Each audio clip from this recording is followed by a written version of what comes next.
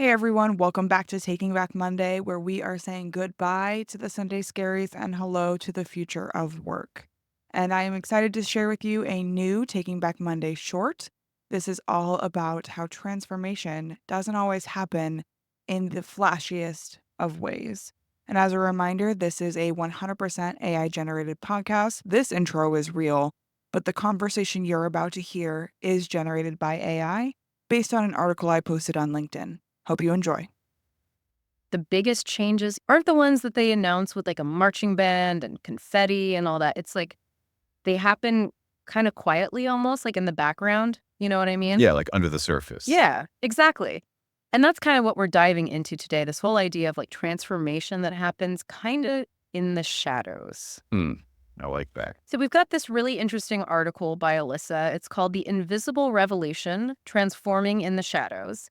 And I think given like your interest in, how deep change really happens, I think this is going to really resonate with you. Yeah, the title alone has got me intrigued. Right. So Alyssa's main argument is that real lasting change, it often doesn't happen in the spotlight. It's more like behind the scenes. And it made me think about all those times we've seen like companies roll out these huge initiatives, right? With tons of fanfare, but then they just fizzle out. Alyssa compares that to like how real change actually occurs. And she's saying it's less about that outward show and more about the values and the habits that are like ingrained in a team's DNA. It's really about like building that strong foundation from within. Yeah, exactly. And what I find so fascinating about this perspective that Alyssa's offering is that it shifts the focus away from just chasing those short-term performance spikes.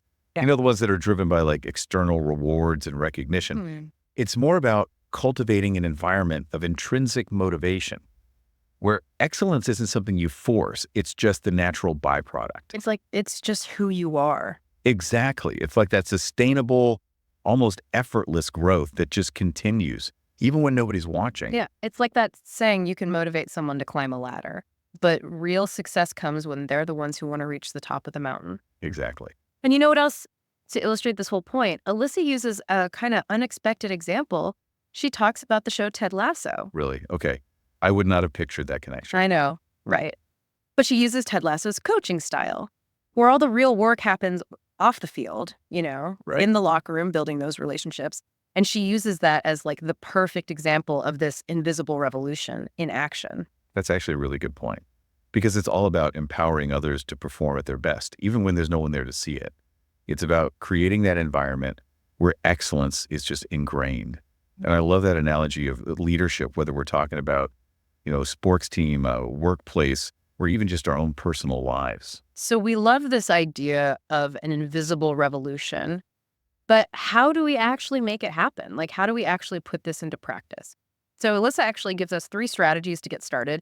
She calls them leading with curiosity, embedding reflection, and championing personal projects. Okay, those sound interesting. Yeah, and I'm really curious about that first one, especially leading with curiosity. It feels like such a different way to think about leadership than we're used to. So what does that actually look like in practice? Yeah, well, it's about moving away from that mindset of, always having to micromanage people.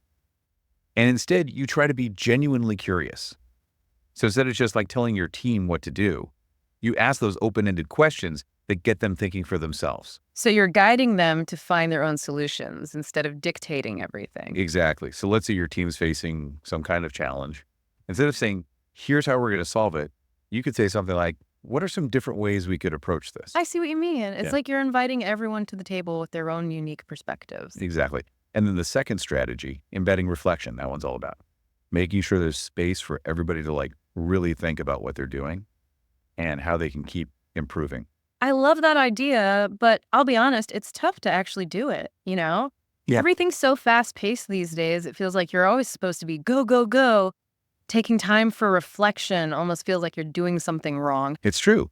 It's easy to get caught up in just checking things off your to-do list. But that's where the real growth happens, when you pause and actually reflect. How do we make it a more natural part of our work instead of something we have to force ourselves to do?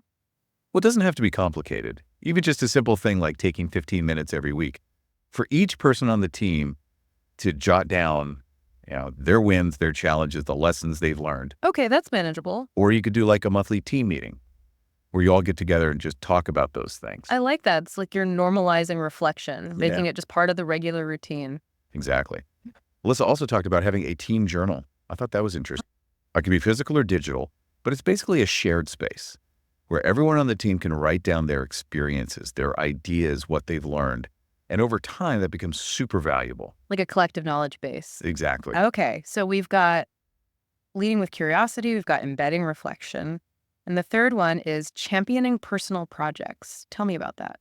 So that one is all about tapping into everyone's passions, the things that get them excited and make them feel creative. So you encourage your team to spend even like a small amount of their work time on a personal project that really interests them and that also like somehow connects to the bigger goals of the team. So it's not about adding more to their workload. It's about giving them the space to explore their interests, but within the context of their work. Exactly. And that can be incredibly motivating. Because it gives them ownership. Exactly. So maybe it's learning a new skill or doing some research on an innovative idea, or even just coming up with a new solution to a problem that you're already trying to solve. Well, I love that. And it seems like all three of these strategies ultimately tie back to this idea of empowerment, giving people the tools and the space to grow and become the best versions of themselves.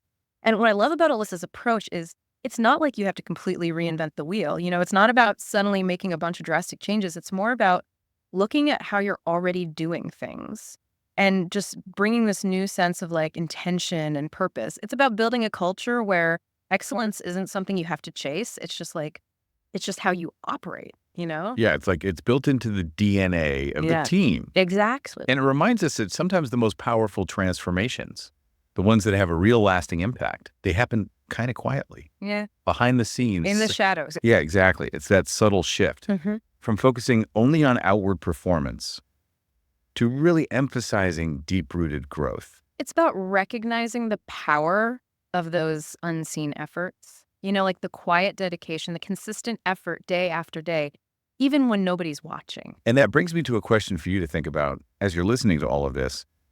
What's one small change you could make, I don't know, in your team, at work, in your own life, to try and cultivate this kind of under-the-radar growth? Maybe it's trying one of the strategies we talked about today, like experimenting with asking more of those open-ended questions, or finally starting that reflection practice you've been meaning to try. Or it could be even simpler than that. Yeah. Like, what if you had a conversation with your team? Just an open, honest conversation about what they're passionate about. What really gets them excited, and then brainstorm some ways to bring those passions into your work. I love that. Because really it all starts with taking that first step, however small it might seem. And that's what Alyssa's Invisible Revolution is all about. It's about those small, intentional steps that lead to big, lasting change. So remember, embrace those subtle shifts, those little changes you make when nobody's watching. Because that's where real excellence comes from, those quiet moments of growth, those under-the-radar efforts. That's where it all begins. Well, that's a wrap on our deep dive into Alyssa's Invisible Revolution. We hope you enjoyed it as much as we did. And until next time, remember sometimes the most profound changes happen when nobody's watching.